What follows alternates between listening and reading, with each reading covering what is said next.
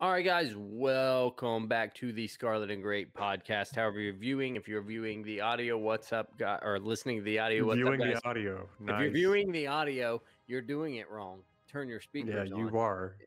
And if you were listening to the video, you're doing it. Make sure your sound's up. So, however you're viewing, thank you so No, much. Johnny didn't say it wrong. He's just pointing out how wrong you are on how Yes, things. yeah, that's what I meant. I knew what I was doing. I knew what I was doing. I'm trying to correct all of you. However, you are listening to or viewing the podcast, however you are consuming it, YouTube or via your favorite podcast means. Thank you, thank you, thank you. I know it's been a while. Cory and I basically both said like we can't not do a show for this long. It's been a slow news cycle, but we're trying to get some news out there and give the fans what you want. We're going to try to be a little more consistent. I have a move coming up, this, that, and the other. There may be some breaks in the action, but at least you'll hear something from some of us, one of us, either on the YouTube channel or on here on our podcast But avenue. Johnny, we do have some big things coming. So Yes, yes. So that's why we're trying to keep this really, really flowing and keep the irons hot. I did want to dedicate this episode since Cory, we said, hey, we got to get the viewers, right? Or the listeners. We got to give them something because it's been a while and we got to get back into the swing of things, the routine of things. One of our loyal listeners, Megan Taylor, you know her, Cory, you know her well. She's going through a little something right now. I'm not going to put her business out there, and it's not like, I guess, like cataclysmic or super catastrophic, but it is something that weighs heavily emotional on people. of I just course. want to dedicate this episode to her and say, we appreciate you. This isn't a huge football episode. You deserve a more like intense, like greatest episode of all time. Megan deserves the rivalry week. Is And what she she deserves. does. Maybe Yeah. we'll get her that time. She deserves rivalry week. If But Michigan doesn't duck, you know. yeah, yeah, exactly. But this timing wise, I felt it was really appropriate to dedicate this to her because she represents, like a lot of fans right now, they need something positive. Mhm. So we try to do an episode. That being said, Cory, we got two things to talk about, two things to do. go over. Got a Before we couple get things. into that, we always ask, we hate to ask a lot of you guys, but if you would and you enjoy the show, go over to iTunes, leave us a rating and a review. Cory's got a review of somebody that left us something that they feel about the show. Cory, why don't you take that away there? This is from J Reber, REBERO4. More power to you, Jay. A must listen with the M crossed out. God bless you. 5 stars. Florida Cory and Johnny Bullitt are both entertaining, knowledgeable, and leave you wanting more. Can't get enough of my favorite Buckeye fix in this podcast. Thank you. Appreciate that. Thank you. See, it doesn't have to be that complex, just simple to the point. We appreciate you, Jay. Telling us how great we are. It's always appreciated. Yeah, my wife should take notes. I should have my wife go to the iTunes review page. She won't believe it. She'll think we paid them off. She'll be like, "Oh, you guys did the whole bot thing, huh? Yeah, You made a exactly. bunch of iTunes profiles so that you could leave yourself reviews." All right, Cory, let us start with an old topic we discussed last time. Al Washington. We ended up getting the retention there. He stayed. Mm-hmm. He stayed in Yankeeville in good old Rocky Top. Lost another one to the SEC. It's sweet because it's Tennessee fans who believe that they are somehow superior because of to Ohio State, because of the conference that they play in, that Ohio State's success is a derivative directly of the conference that Ohio State plays in and not how good that the team actually is. And then if that was true, then certainly one of our position coaches would go to your school for more money And more responsibility. climbing the corporate ladder that coaches love to do. Mm-hmm. However, he did not. Mm-mm. And the rumor is, Cory, that they could have had him, but they Tennessee'd it. I love that that's becoming a thing. Yeah. They gave it, and to be clear, Cory's going to explain what they did.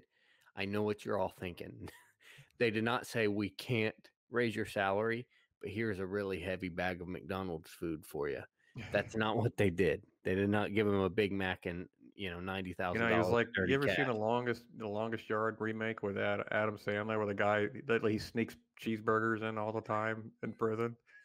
You have all the McDonald's with cash you want while He's you're like, here. it's a double cheeseburger with your name on it. Anyway, no. Apparently, this is according. I'll give Nevada and Scoop on that one, and Zach Smith has played it on his podcast as well. There was some rumor going around that they had changed the verbiage in his contract last minute about his buyout being only 50% or something like that, and whatever if that's true. I think the aspect. I mean, of course, he leveraged it. Goes back to Ryan Day. I'm sure he's getting more responsibility. I'm sure we'll find out that he's getting better pay, and he should. I mean, if you're under that, and I mean, look, we have to meet demand, right? Supply and Right. demand. He's in demand. You have to meet it. Um, Obviously, we're not going to be able to pay him the 1.5 or whatever he was offered at Tennessee, but we get him closer. We talked about this in the last show. We can get him closer to that and give him more responsibilities, more say. Zach Smith, I'll give him so much credit on one of his latest podcasts, which I really enjoyed, when he said that if this defense was kind of bad last year, if you're going to have your name on it, you at least want to have some say in it, right? Right. Right. And I will agree that is probably the most frustrating thing in all aspects of life. Probably If you're the Alex Grinch phenomenon there. Yeah, yeah. It's like, wait a minute, I am attached to this horrible thing. It's like a head coach telling a position coach, look, it's my name on the W's and L's. Mhm. So I gotta have final say. A defensive coach says, look, this defense was bad last year at times, really bad, especially in pass defense. I don't want my name attached to that if I can't have any input. So I'm sure he's gonna have more input. And like we said before, Combs ain't really in a position to say no. So I'm looking forward to that. I want to see how Washington have more of a say in the defense, because obviously I think he's done his job really well, recruited really well. The front seven's been good. Of course, Larry Johnson has to do with that as well, but linebackering play has been much better since Bill Davis.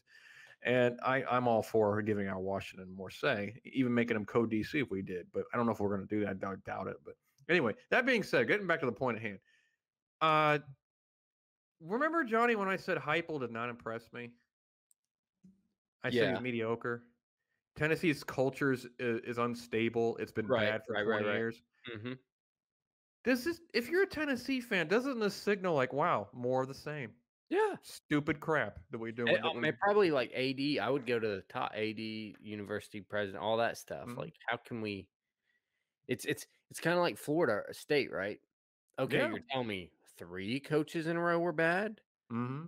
or are you just bad as a culture, as a university at that Yep. point? Like, you had a guy in Jimbo who brought you a title, who is obviously a pretty good coach, Yeah.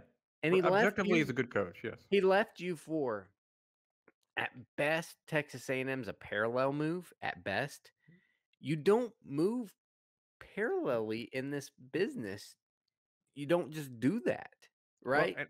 and I'll say that I have somebody I went to high school with who covers Tallahassee sports, who came out and said on Facebook, part of the reason he left is they refused to keep up with Clemson and the facility upgrades. And Right. it's like, well, what do you want me to do? You want me to compete with this monster, and you can't even give me some money? This is a huge revenue sport. Obviously, FSU can drive monetary value, and you're telling me you won't upgrade facilities to keep up with my biggest rival? Well, then I'm gone. Bye. And I would think that's the proof is in the pudding. It's probably facilities and like 9 other things Yeah, of is course. It's not just facilities. No, why they obviously. can't keep up. And I think Tennessee, to your point, then is kind of turning into something so bad. It's turning into Florida State. Their problems are deeper than head coaches right now. I think that is what your point you're trying to make, right? Not Yeah. only is this head coach not a needle mover, you have systemic problems in your I mean, university. is there any other reason why you wouldn't get a massive? I mean, Tennessee has the potential to be a They really were good program. there just They were not long there. They ago. won In national our titles lifetime, in yeah. our lifetime. Yeah, and you would think a coach would go, look, I got a lot of tools to work with here. Why don't I go to Tennessee and make something of it? And the best they can do is a Josh Heupel. And honestly, UCF probably just got the better coach to replace him in Gus Malzahn. So it's arguable. I mean, well, Heupel beat Malzahn. No, he didn't. Actually, it was Scott Frost. But anyway, look, I'm thankful for their screw up because I want to keep Washington. I want him to be a big part of our future. and I totally understand why he had to take a look at the job. Totally get it. Yeah. You had to. He'd be stupid not to. But I guess it proves. What I'm happy about too is Washington having the sense. Al's a smart guy. This is how you know he's a smart guy. Turning down 1 point whatever $1 million it is, being a DC, realizing they're trying to screw me over already, and I haven't even signed yet. I'm not. Yeah. I'm not their quote unquote. I'm not part of their program. I'm not under contract with them, and they're already doing this. What are they going to do when I can't get out of my contract? Yeah. You know And what they what? did with Shiano, like it's not isolated at this point. No, it's not. So I mean, it's look. Tennessee is a dumpster fire. No, thank you to that at all. Al, you did a I'm proud of you for leveraging into a higher position on Ohio State, and I'm proud of you that you stayed with Ohio State. I hope you're a bright, big part of our future.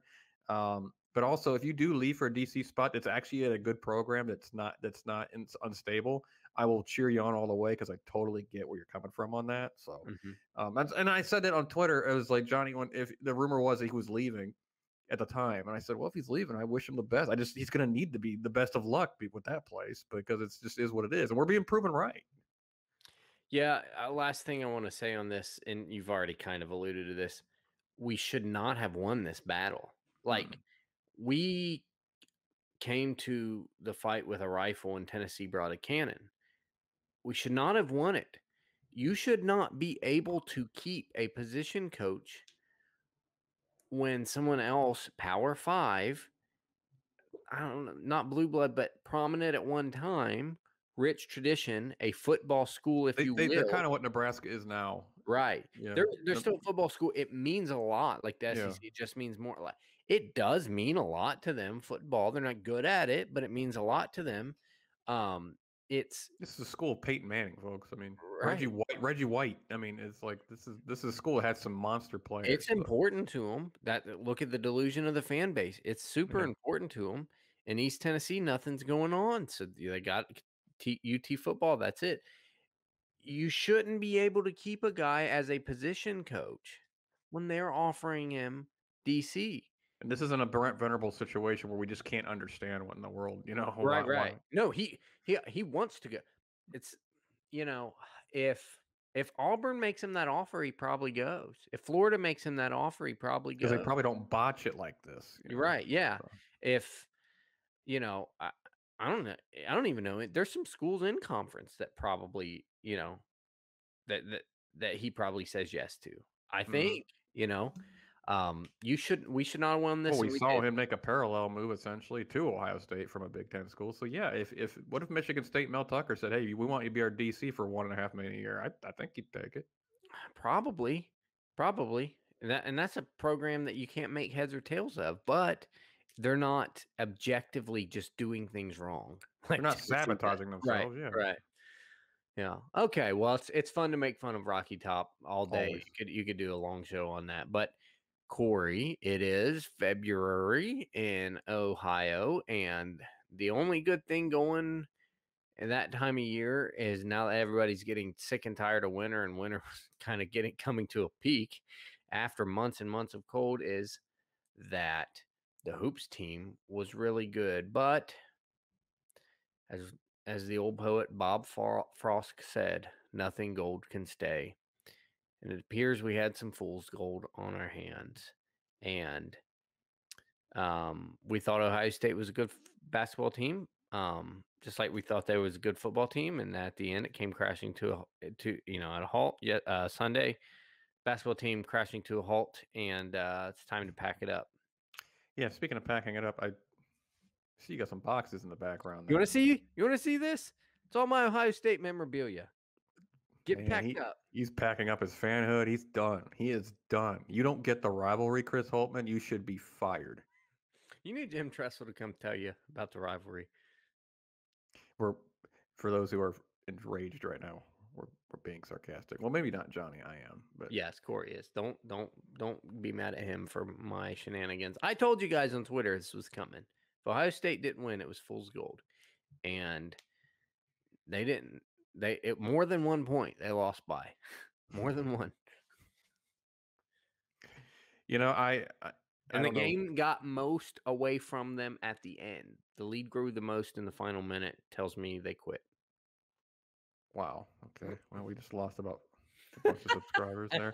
Um, Now, in all honesty, and I don't speak for Johnny on this because I don't know if we look at the hoops team very similarly or not. Look, Michigan is a really good basketball team. They are not a really good football team. We expect to blow them out. Basketball coming in was like, well, this is a legit test. This is a Yeah. legit challenge. That's why to see, are you real gold or fool's gold? Hunter Dickinson's a really good player. Isaiah Livers is a really good player. What'd you make of Dickinson's neck hair? If you knew you were about to play on an I wouldn't ABC or want to guard. I see CBS, why people don't want to guard him. It's kind of gross. but wouldn't you like if you were about to be on a national game, CBS or whatever it is, wouldn't you shave your neck hair? No, I want to stand out. But That's why the ladies love you. puts me Short in hair. mind of the movie Keep the Faith with Ed Norton and Ben Stiller, and Ben Stiller's guarding a guy with no shirt. He's really hairy, Isn't that and isn't he that Along Came Polly? yeah. Oh, it is Along Came Polly. I'm sorry, I'm thinking of the wrong movie, wrong Ben Stiller movie. Can you just put your shirt back on, please? Yeah, yeah, where he just jumps into him and he just gets all that Ugh. sweat in his mouth. It's gross. That's what it reminds me. If you're guarding this guy, it's just like I got hair in my mouth. This is gross. Um, anyway, no. Hey, Michigan, Juwan Howard's got them rolling, and now Johnny and I may disagree on this. I don't know. I can never tell if Johnny's serious. I'm actually pretty proud of the team. I knew it was an uphill battle. Nobody expected us to even be nearly this good this year, and uh, I look. There's a couple of guys that are standing out. I mean, I'll say this: there's a couple of guys that didn't play well, but there's a couple of guys who didn't are standing out. Dwayne Washington is just getting better and better and better. And 30 points on 12 of 18 shooting is extremely efficient, and only one turnover. And he was there when you need him to be. He hit big shots, even at the end of the game when they lost. Lost by 5 with a few seconds to go. He put him within 3, and all of a sudden Yep. you think, And maybe something. he didn't do it in typical Dwayne. Like he scored off the dribble a lot more than from the Mhm. 3-point line. He took the ball to the hoop too. I mean, he also hit a couple mid-range shots. I mean, it's like he's got his game is like elevating to an almost complete game where he can take it to the hoop. He can handle the rock. He can hit those. He can pull up and hit those mid-rangers. He's also a good 3-point shooter. That's really key for him because you got a guy who was just a one-trick pony for a long time, and if he was off, forget it. You ain't getting anything from him. Now he's off on the 3, but man, he's going to find ways to score. He's become a natural scorer, which is really Mhm. nice to see with him. EJ Liddell, 23 and 10, played really well.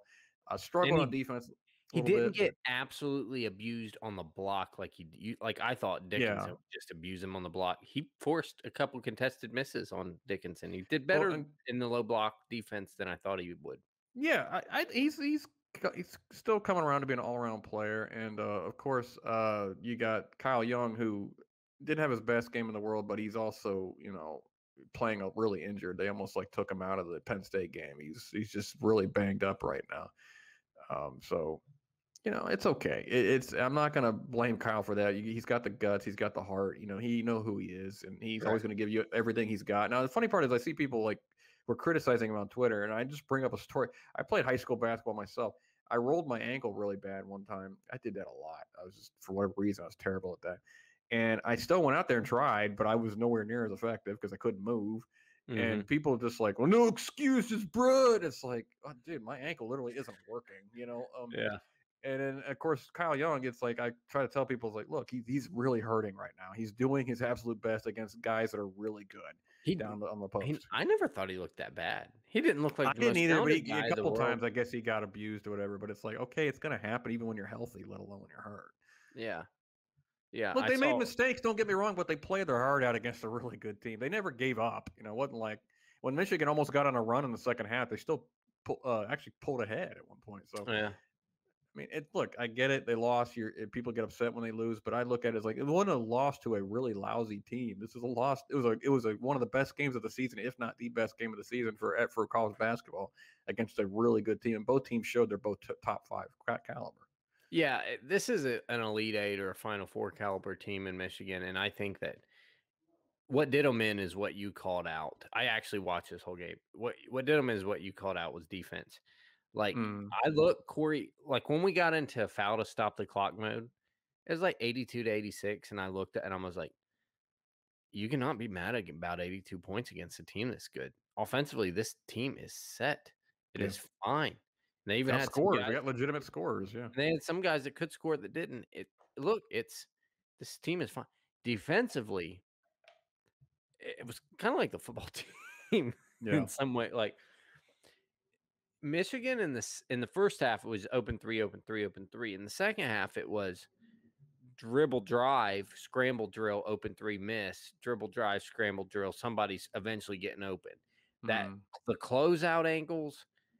I mean, Michigan was driving into a lane and getting cut off by help. And then, when that happens, you kick the ball and now you're just in a scramble constantly. And you're right. To to get them over that hump, to be like, whoa, this team might hang a banner, they're gonna have to dog up and just be defensive guys that just don't get blown by. And don't double unnecessarily. I know the game is evolving. I hate to be the cantankerous old guy. Get off my lawn. shake your fist. Yeah. Stop doubling when there's no need to double. Like, if someone gets penetration and is absolutely stuck, nowadays people will double. I'm like, there's no need to double. Go stick your man. He's stuck. Mm-hmm. The Mm-hmm. double team is the baseline. He's stuck. He's not going anywhere. If you trap, now he can throw a jump pass for an open three. Or why are we doubling a guy away from the hoop? I think Dickinson one time, Kyle Young forced him 17 feet away from the basket on a square up. We doubled, gave up a three. I get he's good. Young had him. He had him right where he wanted him. We will need to get better defensively. Yeah. Offensively, the team is. It's fine. I mean, there's shot selection here and there could be better, but you got It's so many everybody. possessions. Yeah, there's so many possessions of basketball. Not everyone's going to be golden. Turnovers aren't terribly sloppy. Had a really bad one towards They the had a end. couple stretches in that game where like, oh, guys, But it's a good team. It's a good team. yeah. It's a fun team. As long as the only way they get kicked out, knocked from the tournament early, I think, is if the defense somebody just absolutely exploits it really badly. Mm-hmm. Besides that, it's gonna be a fun team to watch next few weeks. Johnny, can we conclude from this game that it's kind of like a Sweet 16 or bust that year for them? They really need to make it to that second round at least. I mean, not second round, but that second weekend, I should say. And they're going to be seeded to do so. Yeah, they're going to be a 2 or 3 seed, and I don't think they're going to be one. They'd have to win the Big Ten to Yeah, be. they win the Big Ten tournament, then yeah, they'll be they'll be a number one. Because I think Michigan's pretty much just locked in the regular season champ at this point. Good on them, and they've won the games they're supposed to win. The only way I think they lose the Big Ten tournament and still get a 1 seed is they win every single game Until that between now championship and game. then, and they like barely lose that one. Yeah, we could see an Ohio State Michigan rematch in that Big Ten tourney title. Who wouldn't want to see that at this point? I mean, but this is the culture that Holtman has built. To me, is exciting. This team just does not quit. And when they were down to Penn State by 8, I mean, even Jeremy Berman, I love Berman, I'm not cutting on him. Well, even when he was tweeting out, oh, this game ain't trending correctly, and he was right at the time for what it's worth. I even thought, I was like, gosh, Penn State just has their number. I don't get it, but I don't get it. It doesn't matter what the record is. Penn State has their number. They could just shoot lights out on us. But they came back and won by 10. And, I just thought, man, this team just does not quit. They don't care what the score is. They're just going to keep battling you. Look at, in basketball, for all the football fans out there, you're going to lose a few games in basketball. It just is what it is, especially at Ohio State. You're not a basketball school. Football, we never expect to lose a game, ever. Right. But even against Bama, we're like, nah, we're still going to win. We got all these guys out. Trey Sermon gets hurt. We're still going to find a way. No, it's like, but we're not the underdog very often in football, rightfully so. Basketball, we're only 1 point underdog. I get it, but at the same, I wish a crowd could have been there. That'd have been helpful. But it would have been. But that being said, it's like you're going to lose a few games in basketball. Just relax. It's okay. They're 18-5. They're still in great position. They just got to keep going, moving forward. They still got Illinois coming up again at home, which will be tough. But I don't know. This team, if you're 18-5 this late in February and you're in the thick of things for a number 1 seed, it's hard to complain. Yeah, especially when you've beaten Illinois and Iowa twice. It's not like last year where you're a pretty decent team, but every time you play somebody with a pulse, you start losing type Yeah, of and deal. sometimes last year they lose by 20. It's like, oh, guys, come on, man. And this, I mean, I get you're gonna. These are good teams you're playing, but just show up a little bit. That's where I get frustrated with basketball. If you have no effort, I won't watch. If you Mhm. absolutely, I see you giving everything you got. Sometimes the better team just wins. All right, I'm proud of you. Yeah, moment. It's a game when there's not a lot of separation, especially conference road games. I don't care if they're 20-10 and you're 19-3, or 27-3. That guy can get you. He can be one Yeah. of your three. Like it's just there's not if they're hot, they're all college athletes. You know what I mean? Hmm. They can shock you. And I will say this season surprised me because Corey, I love Chris Holtman. He's one of my best friends. We go way back. Yeah, way back. Yeah, pictures to prove it. Dude's coming to your school, man, just to talk to you. I mean, Yeah, yeah. I was a believer in a lot of stuff I saw him doing, and then when like the transfers started happening and like DJ Carton, you know what I mean? And yeah, and yeah. I was Luther kind of in the Muhammad back of my Carton, yeah. mind, yeah, Luther Muhammad, what? I was starting to go, is there something on this team that's breaking away? Is he losing it? And it Hmm. almost seems like actually the stuff that needed to leave left. Yeah, And it that's did, what the and and egos, yeah. and he's made the team better off like that's pretty crazy. I think I'm pretty pleased. Like you said, no one expected him to be this good. Well, we had young talent we expected to develop, but with the pieces lost Yeah. and that negative momentum from transfers. Right now we're supposed to have Gaffney and Carton on this team playing, and Gaffney, I don't know what he's doing, where he's at. Carton's at Marquette, a very mediocre team, and he's doing okay. He's not doing great. Um, I wish him the best, but I mean, I think he's I like forgot. I think he's like 12-4 a game or something like that. But What's I up don't with know. Is Muhammad right now? I don't know what he's doing right now. I haven't Man, looked. that's a lot of losses, Corey. Yeah, and the That's a team got lot of better. losses. Well, Yeah. it gets better as well with EJ's development, who's turned into a monster. EJ's one of the best scorers in the Big Ten easily. Dwayne Washington's development, and Kyle Young being not just a glue guy, but kind of can do a little everything. He was never going to be like super, super skilled, but No. his skills developed. He Hmm. went from garbage man, utility player to contributor even on offense. Now he's vital to the team. Yeah, And yeah. the last thing I'll say about this team, what is a key element surprise to this team's development is that Key being a solid defender down Hmm. low has been Yes. huge for Ohio State. Yeah. You can move EJ Liddell around on the block. You cannot move Zed Key around on the block. He's No, an anchor.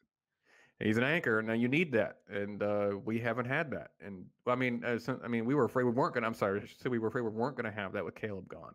And now you got Zed in there, who, for all intents and purposes, is developing a decent low post game, and he's a really nice. Right now, his role is you are our low post enforcer. That's what you are, and he's going to keep developing. He's got a great attitude, and honestly, I like the team's future. But I mean, I like right now they're fun to watch too.